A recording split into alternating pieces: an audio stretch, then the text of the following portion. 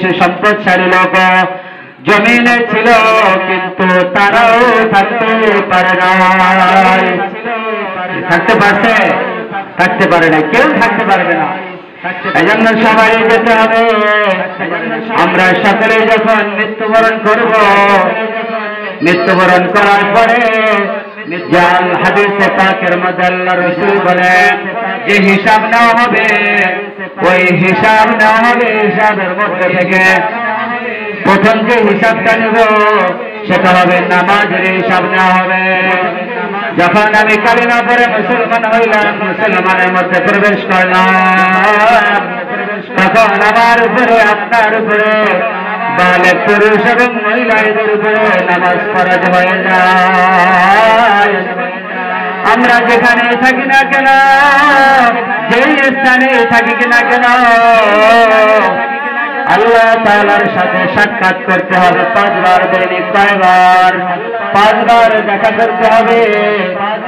হাদিসে পাকের মধ্যে আল্লাহ রাসূল বলেন, কোন ব্যক্তি যদি আমার সাথে দেখা করতে চায়, আমার সাথে মোলাকাত করতে চায়, হাদিসে পাকের মধ্যে আল্লাহ রাসূল বলেন সে কি করবে? লম্বা সিজদা দিয়া নামাজ আদায় করবে।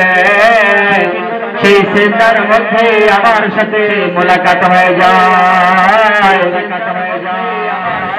এজন্য মুআজ্জাজ হাদিসে পাকের মধ্যে, হাদিসের মধ্যে বলেন প্রত্যেকটা মানুষ কিন্তু হিসাব দিতে হবে।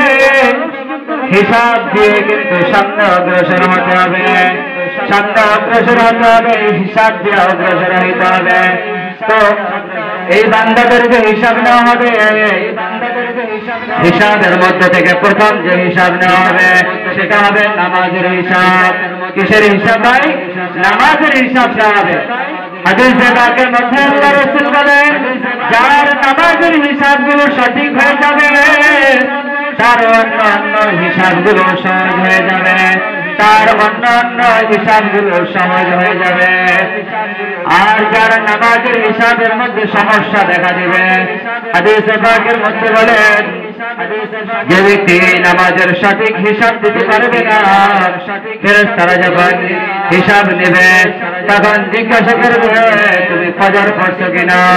ফজর পড়েছে কিন্তু জোহর পড়ে নাই, জোহর পড়েছে কিন্তু আসর পড়ে নাই, এক ওয়াক্ত পড়ছে, 2 ওয়াক্ত পড়ে নাই। এই সপ্তাহ শুক্রবার নামাজ পড়েছে, আবার আগামী সপ্তাহ নামাজ পড়েছে। মাঝখানে যে 1 সপ্তাহের নামাজ ছিল সেই নামাজকে ছেড়ে দিয়েছে। হাদিসে পাকের মধ্যে আল্লাহ রাসূল বলেন যখন ফজরের নামাজ পড়লো, এই ফজরের নামাজ থেকে জোহর পর্যন্ত কিতাবের মধ্যে আসে, জোহর পর্যন্ত তার শাস্তি চলতে থাকবে। আবার জোহর থেকে যখন আসর পর্যন্ত, আসর থেকে মাগরিব পর্যন্ত এইরকম ভাবে তার সাথে শাস্তি শুরু চলতে থাকবে। এজন্য আমরা কি করব? মুসলমান হিসাবে নামাজ আমাদের ফরজ। যে কথাটা বলতেছিলাম, আল্লাহ তাআলার গোলামি করার জন্য আল্লাহ তাআলা বানিয়েছেন। আল্লাহ তাআলার গোলামি, নামাজ আল্লাহ তাআলার ফরজ বিধান, রোজা আল্লাহ তাআলার ফরজ বিধান। রমজান মাস সামনে আসতেছে, এই রমজান যখন আসবে, এই রমজানের রোজা রাখা কার হুকুম বলেন? আল্লাহ তাআলার হুকুম। আর জোরে বলেন কার হুকুম? আল্লাহ তাআলার হুকুম রমজানের রোজা। বহুত আল্লাহর বান্দা আছে যারা কারণে কোন সমস্যা ছাড়া, হুজুর ছাড়াই এই রমজানের রোজাকে ছেড়ে দেয়। রমজানের রোজা ছেড়ে দিল মানে আল্লাহ তাআলার হুকুমের অবাধ্য হয়ে গেল। ওই মুআল্লিমুল মালায়েকার মতো আল্লাহ তাআলার অবাধ্য হয়ে যাব। আল্লাহ তাআলার অবাধ্য হয়ে গেলে আল্লাহ তাআলার দুশমন হয়ে যাব। আল্লাহ তাআলার দুশমন যে হবে সে আল্লাহর রাসূলের দুশমন হবে। আমি একটি হাদিস আপনাদের সামনে তুলে ধরেছিলাম। ওই হাদিসের মধ্যে আল্লাহ রাসূল বলেন যে যেই ব্যক্তি আমি রাসূলকে তার যে অর্থ সম্পদ, স্ত্রী, পরিবার, ছেলে, সন্তান, এদের চাইতে আমি রাসূলকে বেশি মহব্বত না করতে পারবে, আমার উম্মত হতে পারবে না। আমার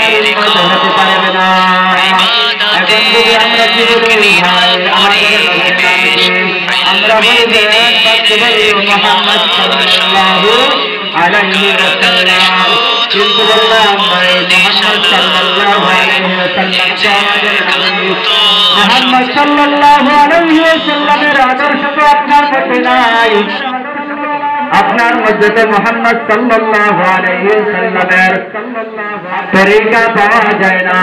মুহাম্মদ সাল্লাল্লাহু আলাইহি ওয়াসাল্লাম তো নামাজ পড়তেন, আপনি আমি নবীর উম্মত বলে দাবি করি কিন্তু নামাজে যাই না। আপনি আমি নবীর উম্মত বলে দাবি করি, আমার মুখে দাড়ি লম্বা হচ্ছে না, আমার মুখের দাড়ি বড় হইতেই পারতেছে না। আমি আপনি নবীর উম্মত বলে দাবি করি, কিন্তু আমার গায়ে কি করতেছে না, লম্বা পোশাকটা উঠতে পারতেছে না।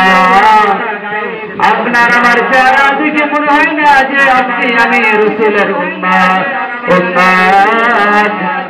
হাদিসে পাকের মধ্যে বলেন আল্লাহ রাসূল সাল্লাল্লাহু আলাইহি ওয়াসাল্লাম যখন কিয়ামতের ময়দান শুরু হয়ে যাবে, সকল উম্মতগুলো পেরেশান হয়ে যাবে, সকল উম্মতগুলো পেরেশান। তার প্রত্যেকে একের দিকে একজন দৌড়াইতে থাকবে, ছোটাছুটি করবে। তো হাদিসে পাকের মধ্যে এসেছে, হাদিসের মধ্যে আসছে আল্লাহ রাসূল সাল্লাল্লাহু আলাইহি ওয়াসাল্লাম সেই দিন এমন এক স্থানে থাকবেন তার উম্মতদের উপকারের জন্য। যে পথ যে রাস্তায় থাকবেন, যেই পথে থাকবেন, হাদিসের মধ্যে এসেছে আল্লাহ রাসূল সাল্লাল্লাহু আলাইহি ওয়াসাল্লাম এমন এক স্থানে দাঁড়াইবেন যে স্থান দিয়া সকল উম্মতের ওই জায়গা দিয়ে যেতে হবে। আমাদের সমাজে এরকম রাস্তা থাকে কি থাকে না? যেমন 100 বছর যাব, এখান দিয়ে রাস্তা আছে একটা, এই রাস্তায় যদি কোনো এক ব্যক্তি দাঁড়ায়, যদি কোনো ব্যক্তি রাস্তা দিয়ে যেতে হয় তো সকল লোকদের সাথে তার সাথে সাক্ষাৎ হবে। হাদিসের মধ্যে এসেছে ঠিক আল্লাহ রাসূল কিয়ামতের ময়দানে এমন একটা স্থানে থাকবেন তার উম্মতদের উপকারের জন্য, তার উম্মতদেরকে তার কঠিন মুসিবতের সময় তার উম্মতের ফায়দার জন্য এমন এক স্থানে দাঁড়াবে যেখান দিয়ে সকল উম্মতরা ওই রাস্তা দিয়ে যেতে হবে, সকল উম্মতদেরকে সেখান দিয়ে যেতে হবে। আল্লাহর রাসূল সাল্লাল্লাহু আলাইহি ওয়াসাল্লাম সেই রাস্তার ধার পাশে দাঁড়িয়ে হাউজে কাউসার থেকে পানি পান করাইতে থাকবেন। তার খাঁটি উম্মত যারা, তার উম্মতদেরকে পানি পান করাইতে থাকবেন, পেয়ালা দিয়া পানি পান করাইতে থাকবেন, উম্মতদেরকে পানি পান করাইতে থাকবেন। হাদিসের মধ্যে এসেছে কোন বান্দা কোন উম্মত যদি রাসূলের সেই পেয়ালা থেকে এক গ্লাস পানি পান করবে, ওই উম্মতের 50,000 বছরের মধ্যে আর পানির পিপাসা লাগবে না। সেখান থেকে পানি পান করাইতে থাকবেন, পান করাইতে থাকবেন, করাইতে যখন সকল উম্মতের তার খাঁটি উম্মত যারা তাদের পান করানো শেষ হয়ে যাবে, মাঝখান দিয়ে একটা কালো পর্দা পড়ে যাবে, ব্যারিকেড পড়ে যাবে, পর্দা পড়ে যাবে, সে আর পানি পান করাইতে পারবে না, বাধা হয়ে দাঁড়াবে। হাদিসে পাকের মধ্যে বলেন, হাদিসের মধ্যে এসেছে যখন কালো পর্দা পড়ে যাবে, আল্লাহর হাবিব আমাদের নবী মুহাম্মদ আরবি সাল্লাল্লাহু আলাইহি ওয়াসাল্লাম বলেন যে কেন পড়ে গেল এ রব্বে কারীম, আমার উম্মতের মধ্যে থেকে তো এখনো অনেক উম্মত বাকি আছে যাদেরকে আমি পানি পান করাইতে পারি না, এখনো তো তাদেরকে পানি পান করাইতে পারলাম না। সুতরাং আমার এই উম্মতদেরকে তো আমি পানি পান করাইতে চাই। তখন বলতেছেন আমার রব্বে কারীম বলতেছেন, হে আমার হাবিব, আপনার খাঁটি উম্মত যারা, আপনার খাঁটি উম্মত যারা, তারা আপনার থেকে পানি পান করে ফেলেছে। পর্দার বাহির পিছে যারা আছে, বাহির অপর পিছে যারা অপোজিট সাইডে আছে, তারা আপনি বলতেছেন আপনার উম্মত, দাবিও করে উম্মত, কিন্তু আসলে আপনার প্রকৃত উম্মত তারা না, তারা খাঁটি উম্মত না। আপনি যে কষ্ট করা রক্ত মাখা দিন জীবনের মধ্যে রেখে আসছেন, এই দিন তার চোখের সামনে বিলীন হয়ে গেছে, তার চোখের সামনে দিন কোরবানি হয়েছে, সে একটু কষ্ট অনুভব করে নাই, সে কি করে নাই, সেটার জন্য কোনো চেষ্টাই করে নাই। দিনকে কিভাবে জীবিত,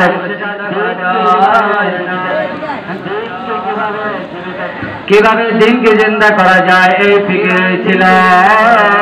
তখন আল্লাহর হাবিব বলবেন যে হে সুহকান সুহকান লিমান গায়রা, হে দুরহ দুরহ,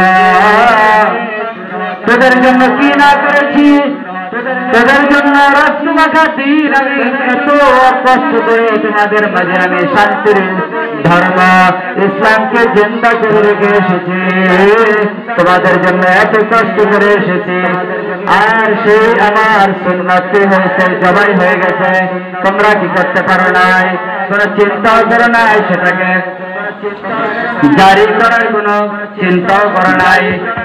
এজন্য সম্মানিত উপস্থিতি, আল্লাহ তাআলা সর্বোপরি যে কথা হলো যে আল্লাহ তাআলার হুকুমের উপরে আর রাসূল করিম সাল্লাল্লাহু আলাইহি ওয়াসাল্লামের তরিকার উপরে চলা, দুনিয়াও শান্তি পাওয়া যাবে, আখিরাতেও শান্তি পাওয়া যাবে।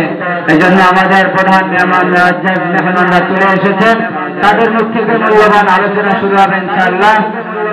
তো আমরা যারা এখন এদিক সেদিক আছি সকলেই মাহফিলের প্যান্ডেলে জমা হয়ে যায়, নামাজের পর্বে ইনশাআল্লাহ আমাদের গুরুত্বপূর্ণ আলোচনা শুরু হবে। জরুরতের প্রয়োজন আছে, আমরা সকলে জরুরত ছেড়ে মসজিদে জামাত হবে ইনশাআল্লাহ, মুবারক জামাত। এই জামাতে সকলে অংশগ্রহণ করি।